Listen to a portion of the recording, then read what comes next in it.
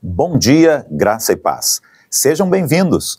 Estamos começando mais uma vez EBD Online, um projeto do Ministério de Educação Cristã da nossa igreja para abençoar a sua vida com uma síntese do estudo bíblico da Escola Bíblica Dominical realizada nas classes com os alunos e professores domingo pela manhã em nossa igreja. Que bom que você está aqui para estarmos juntos estudando a Bíblia Sagrada, a Palavra do Senhor, o nosso Deus. Neste trimestre, estamos observando, estudando e aprendendo com alguns personagens que escreveram a história da igreja no Novo Testamento e, claro, hoje uma história que você e eu continuamos escrevendo pela graça do Senhor, o nosso Deus. Mas quando nós vamos para a Bíblia, nós encontramos a base da nossa fé e prática. Encontramos uma orientação segura, pois é a palavra de Deus, revelando a vontade de Deus. Aquilo que nós temos que ser, aquilo que nós temos que fazer. Vamos orar e, na sequência, vamos ao estudo bíblico de hoje, na nossa EBD Online. Vamos orar. Deus, obrigado por este domingo. Obrigado mais uma vez pela alegria de estarmos juntos estudando a Tua Palavra. Obrigado pela nossa EBD, pedimos a Tua bênção para todos os professores, todos os alunos, todas as classes. Abençoe, ó Deus, também a nossa EBD online. Queremos aprender mais do Senhor, conhecer mais a vontade do Senhor. Queremos colocar em prática, ó Deus, aquilo que o Senhor tem para dar direção na nossa vida. Obrigado. Nós oramos assim em nome do Teu Filho Jesus. Amém.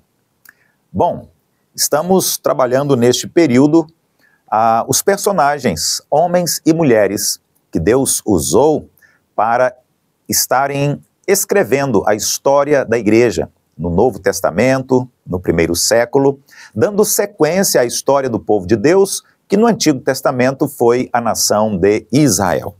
Hoje, nós vamos falar sobre um homem que foi curado, um homem que era coxo. A verdadeira necessidade daquele homem era espiritual, com certeza, mas Jesus também tomou a soberana decisão de abençoá-lo integralmente. Atos capítulo 3 e também Atos capítulo 4 até o versículo 4 narram a história deste homem, o homem coxo. O nosso versículo-chave está em Atos capítulo 3, versículo 8. Diz assim a palavra de Deus: dando um salto, ficou em pé, começou a andar e entrou com eles no templo, pulando e louvando a Deus. Atos capítulo 3, versículo 8. Todas as curas registradas no Novo Testamento, todas as curas, milagres, prodígios e sinais realizados foram por Jesus. Deus, o Pai, na pessoa do Filho Jesus, mesmo através de homens, mesmo através de mulheres.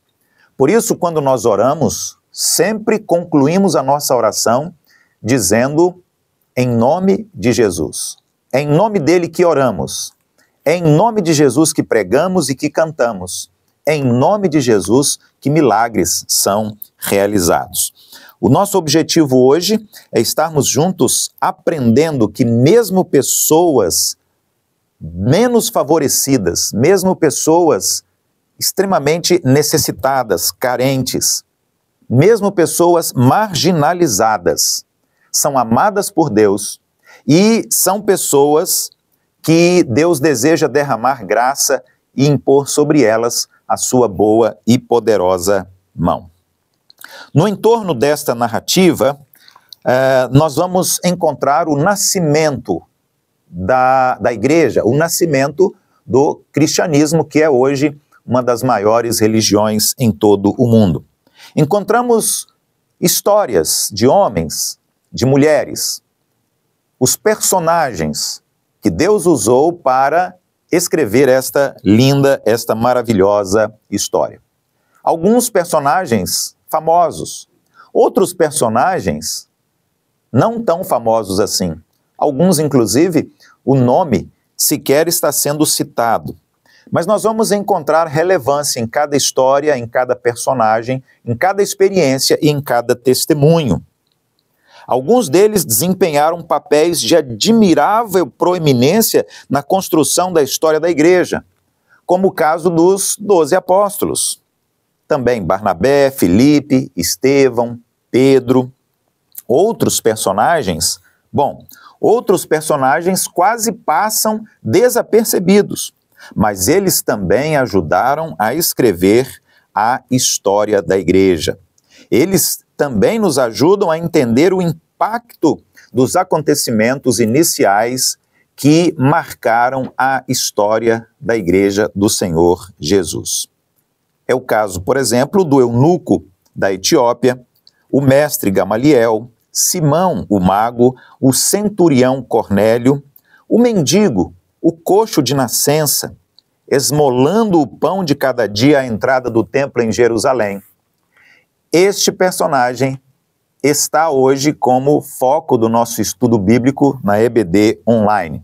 E o que nós podemos aprender com esta narrativa, o que podemos aprender com a cura daquele homem? Nós podemos aprender algumas verdades e podemos e devemos aplicar a nós hoje. Nós que estamos hoje escrevendo a história da igreja que continua até a volta de Jesus. Em primeiro lugar, não só o corpo, mas também a alma. Jesus não quer curar apenas o corpo, não apenas as enfermidades físicas, mas Jesus quer principalmente curar a alma do homem, dando a ele a salvação eterna. Consideramos que o homem perdido é um homem doente, enfermo. Aliás, a Bíblia diz que antes de estar em Cristo, as pessoas estão mortas em seus delitos e pecados. É em Cristo Jesus que está a vida. É em Jesus que está a cura. A igreja nasceu impulsionada tanto pela propaganda dos espantosos prodígios realizados por sua liderança, como pela admirável mutualidade e solidariedade observada no cotidiano daqueles homens e daquelas mulheres. Atos, capítulo 2, por exemplo, tem esta declaração: todos os que criam estavam juntos e tinham tudo em comum. Vendiam as suas propriedades e bens, distribuindo o produto entre todos, à medida que alguém tinha necessidade. Essa inédita manifestação de poderes, harmonia e reciprocidade ganhou notoriedade e fez com que a Igreja de Jesus ganhasse fama, tanto em Jerusalém, como nas cidades próximas e nas cidades distantes também, o que contribuiu para o avanço do Evangelho, da pregação da Palavra de Deus, do reino de Deus em Cristo Jesus e, claro, a multiplicação da igreja com mais e mais vidas sendo alcançadas por Jesus Cristo. Aquele coxo, aquele homem cuja história está narrada em Atos, no capítulo de número 3 e também no capítulo 4, era um cidadão de Jerusalém. Ele ouviu falar a respeito dos recursos especiais que os apóstolos tinham, como eles vinham ministrando socorro para os pobres que procuravam a igreja, através da ação social. Sabemos que os apóstolos fizeram isso no início e que depois eles passaram essa responsabilidade para os diáconos, pois eles deviam dar prioridade à oração e à pregação da palavra de Deus. A grande questão aqui é que a doença maior daquele homem não era a sua deficiência física, não era porque era um homem coxo, mas principalmente a sua doença espiritual, a sua doença da alma, porque ele ainda não tinha Jesus como único Senhor e Salvador. Ele estava buscando ali uma resposta que ele nem sabia qual era, mas ele estava ali, no lugar certo e na hora certa, na casa de oração para todos os povos, como nós lemos no livro do profeta Isaías, no capítulo 56, no versículo 7. E agora surgia diante daquele homem coxo uma oportunidade real que mudaria totalmente a sua história. que mudaria radicalmente a sua história, porque ele estava diante de homens de Deus que estavam ali em nome de Jesus e que estavam para pregar a palavra da salvação e realizar sinais, maravilhas e prodígios. O que aprendemos deste primeiro ponto para nós hoje? É triste ter bons olhos e não ver a realidade, estar à porta e nunca entrar, ser agraciado e nunca desfrutar. O que é óbvio para você ainda está obscuro para muitas pessoas. Foi isso que o Senhor Jesus fez. Ele se tornou a luz para este mundo, com o objetivo de mostrar a verdade a todos os povos. Ponto de número 2. Não os nossos valores, mas os valores de Deus. Muitas vezes aquilo que eu penso não é exatamente aquilo que Deus pensa. A minha prioridade nem sempre é prioridade para o Senhor. Às vezes eu acho que algo é abençoador. Deus, que sabe todas as coisas, entende aquilo que é melhor para nós. A Bíblia diz que a vontade de Deus sempre, sempre, sempre é boa, perfeita e agradável. É como na parábola do bom samaritano. O homem desvanecia à beira do caminho. Passaram por ali várias pessoas religiosas, mas indiferentes. Gente apressada, buscando para si os benefícios próprios. Não conseguiram proporcionar para aquele homem consolo e esperança. Os frequentadores do templo se orgulhavam da imponência daquele templo, mas principalmente daquela porta onde o homem estava mendigando, mas nunca faziam algo de efetivo para abençoá-lo, algo de prático que pudesse mudar aquela vida. Os valores ali estavam distorcidos, tanto para os admiradores da ostentação como para aqueles que sacralizavam com devoção. Deus, no entanto, não se faz representar pelos valores que os homens exaltam. Pelo contrário, a Bíblia diz, na primeira carta aos Coríntios, que Deus escolheu as coisas loucas do mundo para envergonhar as sábias e escolheu as coisas fracas para envergonhar as fortes. E o que aprendemos? Ora, é inútil nos apegarmos a estas questões humanas, materiais e do mundo. É inútil nos apegarmos a relíquias preciosas, lugares sagrados ou amuletos da sorte, como se disso dependesse o nosso futuro, o nosso amanhã, o nosso destino ou a eternidade. Não foi pelo poder da porta, nem do templo, nem pela fama dos discípulos que ali estavam, que fluiu aquela bênção, mas, como tenho dito aqui hoje, desde o início do nosso estudo bíblico, foi porque eles oraram e ministraram a cura sobre a vida daquele homem coxo em nome de Jesus. No nome de Jesus há poder, no nome de Jesus está o poder para as curas, milagres, sinais, maravilhas e prodígios. É no nome de Jesus que está a cura maior, a salvação eterna. E é nisso que nós precisamos nos apegar acima de tudo. 3. Não o que queremos, mas o que Deus quer. Não aquilo que nós sonhamos ou desejamos, mas aquilo que Deus soberanamente quer nos dar. Que grande oportunidade aquele homem coxo estava encontrando.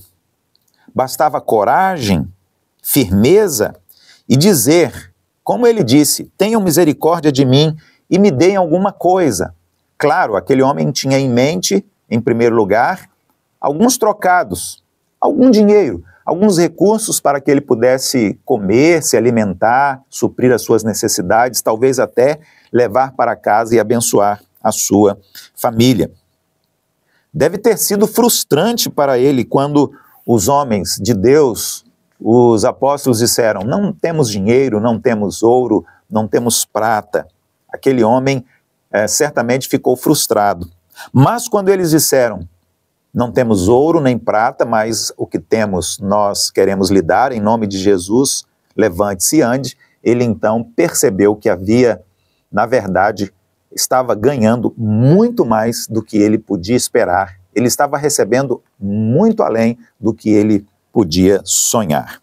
Quantas vezes nos frustramos ao não recebermos aquilo que nós desejávamos? Alguns até deixam de crer em Deus, deixam de acreditar que a boa mão do Senhor esteve com ele ou está sobre ele.